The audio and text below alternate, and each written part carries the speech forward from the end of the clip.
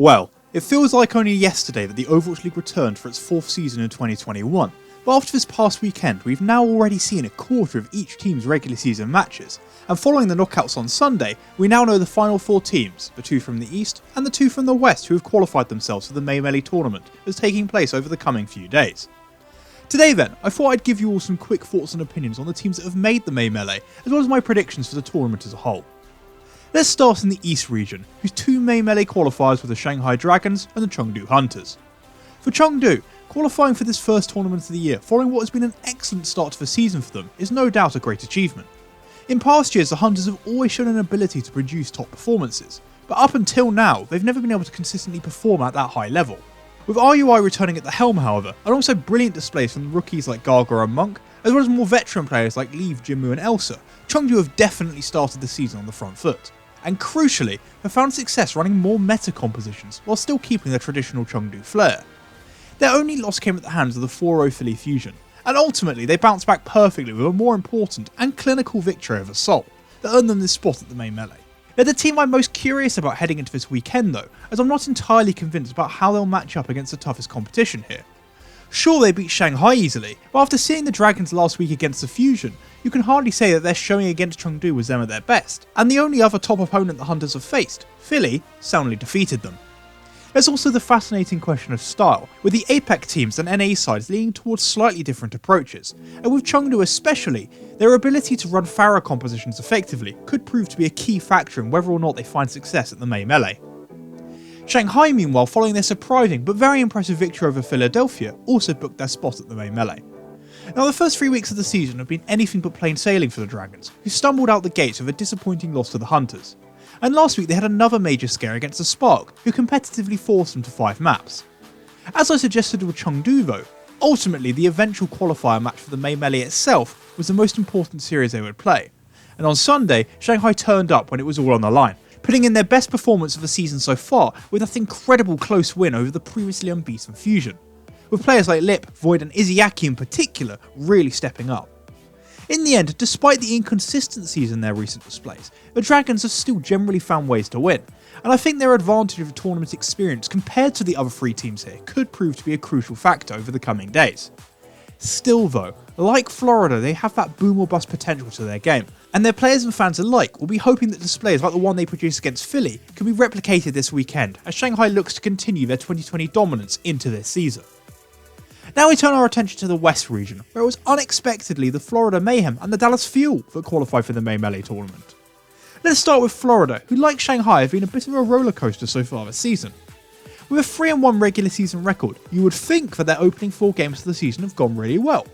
But outside of a strong opening victory over Atlanta, the level of their performances since has been very inconsistent. The wins over Vancouver and Paris were far scrappier than they should have been, and sandwiched between these was a very ugly and one-sided loss to the Shock, who repeatedly punished the Mayhem's regular use of Gargoyle on Sigma.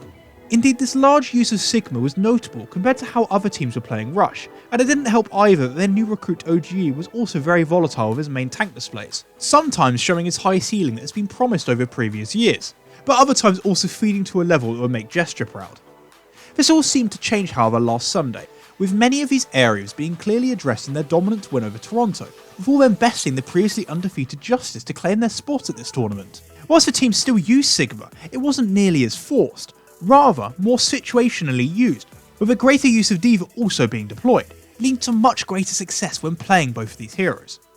Moreover, OGE enjoyed a phenomenal end to last weekend, with some brilliant displays that really allowed the Mayhem to flourish.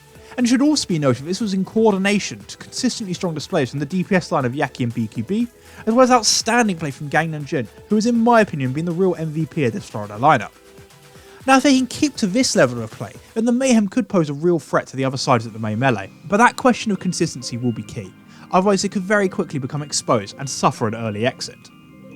Lastly, there's the Dallas Fuel, who for my money enter the May Melee with the fewest question marks surrounding their overall level of play.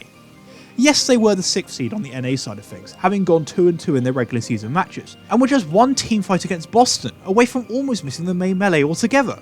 But looking back at how they've played over the past month, personally I can't say that Dallas have had a bad series, unlike the other 3 teams that have qualified beside them. Their 2 losses came in really competitive matches to Houston and Washington, and every time they've played, it just seems like this team gets more and more confident with their different approach and unique style. Following the retirement of Exi, and given the prevalence of McCree in the meta initially, I thought the Fuel were in for a world of trouble, but fronted by incredible main tank performances from my current MVP Fearless, as well as surprisingly great displays on heroes like Tracer from Sparkle, Dallas have not only survived through this struggle, but have in fact thrived. Their matches last Sunday, however, have really turned a lot of heads, with their utilisation of Symmetra bamboozling both the Shock and Outlaws as the Fuel romped their 2 final qualifiers for the May Melee over what was thought to be really tough competition.